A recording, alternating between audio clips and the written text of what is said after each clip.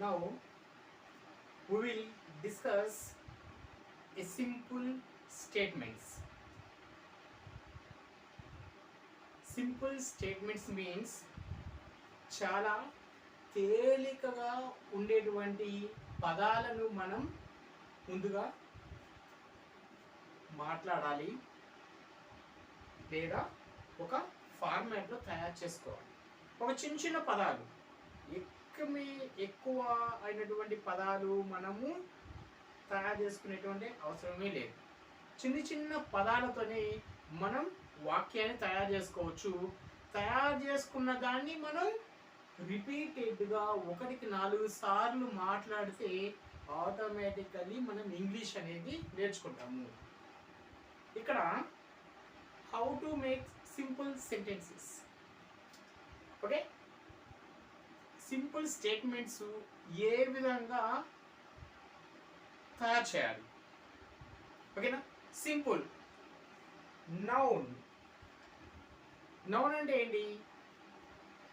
Already మనకు తెలుసు. Noun అంటే దాన్ని నామవాచకం అని అంటాం. ఈ నామవాచకం అనేది పేరును తెలియజేసేటువంటి వస్తువు కావచ్చు, పర్సన్ కావచ్చు, ఊర్లు కావచ్చు, ఏదైనా సరే దానిని నౌన్ అంటాం. Okay. I, he, they, she, we, Krishna. So these are called nouns. Sometimes we will call pronouns also. Pronouns. Nouns are pronouns. Okay. Next one, verbs. Here verbs means kriya.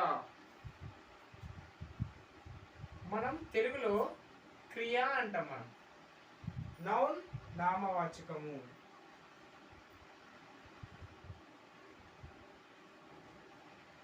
క్రియ. Okay. Noun నామవాచకం అంటాం, క్రియ అంటే verb అంటాం. క్రియ అంటే పని. మనం ఏ పని చేసినా దాన్ని క్రియ అని అంటాం. కూర్చోవడం, లేవడం, పండుకోవడం, అరవడం, మాట్లాడడం, తినడం, చూడడం, అబ్జర్వ్ చేయడం, ఇటువంటివి ప్రతి ఒక్కటి క్రియల కిందకే వస్తాయి. ఇప్పుడు మనం మార్కెట్కి వెళ్ళాలనుకుంటున్నాం. We go to market. TV చూడాలనుకుంటున్నాం. I watch TV. తాగాలనిపిస్తుంది. I drink water. తినాలనిపిస్తుంది. I ate food. I eat food. నేను అన్నం తింటా. He works easily.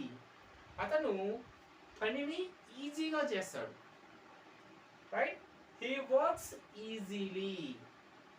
Next, they run slowly. Okay. వాళ్ళు రన్ ఏ విధంగా చేస్తారు? స్లోగా చేస్తారు.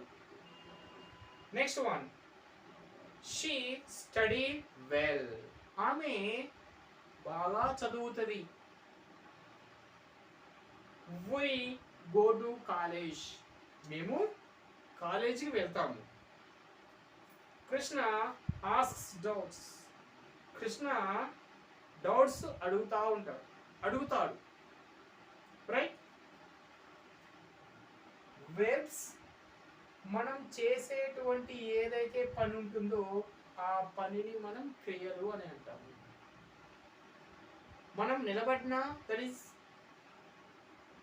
It is a verb. మనం చూసిన దట్ ఈస్ ఏ వెర్బ్. మనం గమనించిన that is a verb. Observe చేసిన దట్ ఈస్ ఏ వెర్బ్. ప్రతి ఒక్క పని అనేది వెర్బ్తో ముడిపడి ఉంటుంది. ప్రతి ఒక్క పని అనేది వెర్బే. మనం జనరల్గా తెలుగులో క్రియ అని అంటాం, బట్ ఇక్కడ ఇంగ్లీష్లో వెర్బ్స్ అని అంటాం. ఓకే. సో ఆబ్జెక్ట్లు మనం తయారు చేసుకోవచ్చు, తయారు చేసుకోవచ్చు. As your that is optional. పెట్టుకోవచ్చు, పెట్టుకోకపోవచ్చు. పెట్టుకుంటే ఏముంది? ద సెంటెన్స్ ఏదైతే ఉందో నీట్గా అర్థమయ్యే రీతిలో ఉంటుంది. If you use the sentences like objects, the statement will be easily understand. Okay, so it gives the quality for that sentences. ఈ సెంటెన్స్ మొత్తం ఒక అర్థం అనేది వస్తుంది. రైట్, ఐ ఈట్ ఫుడ్, నేను అన్నం తింటాను. Right, so object is optional. If I eat, నేను తింటా, ఏదైనా సరే, అన్నం కావచ్చు, టిఫిన్ కావచ్చు, any one. Right, there is no quality.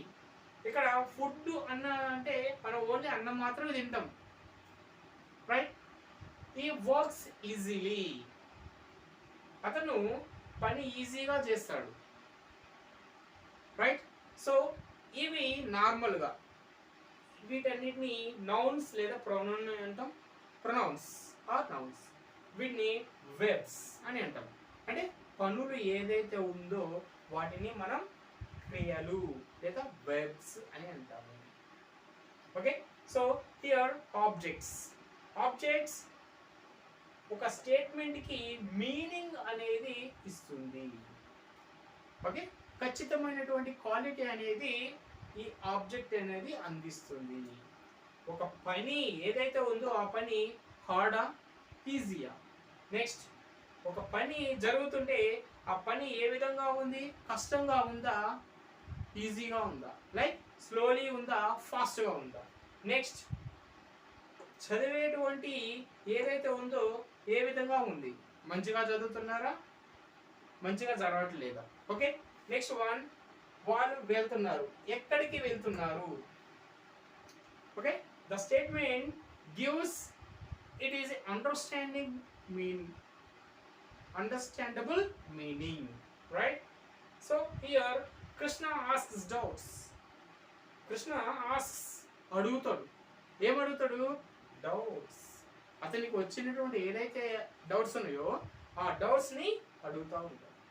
Okay, ఈ ఆబ్జెక్టుల వల్ల ఈ పదాలు, ఏ స్టేట్మెంట్ ఏదైతే ఉందో ఈ స్టేట్మెంట్ మొత్తానికి మీనింగ్ అనేది వస్తుంది.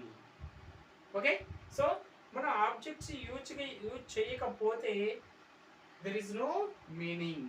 జస్ట్ స్టేట్మెంట్ ఏదైతే ఉందో అది సగం వరకే ఉంటుంది. ఓకేనా? రైట్, సో అందుకని మనం కొన్నిటికి ఆబ్జెక్టులు కూడా తీసుకుని ప్రాక్టీస్ చేస్తే ఈజీగా ఉంటుంది. Just a simple small nouns, చిన్నటువంటి పదాలు తీసుకోవచ్చు, తీసుకొని దానికి ఒక పనిని యాడ్ చేయండి. ఓకే, సో దానికి ఒక ఆబ్జెక్ట్ని యాడ్ చేయొచ్చు. Okay, so these are the small statements.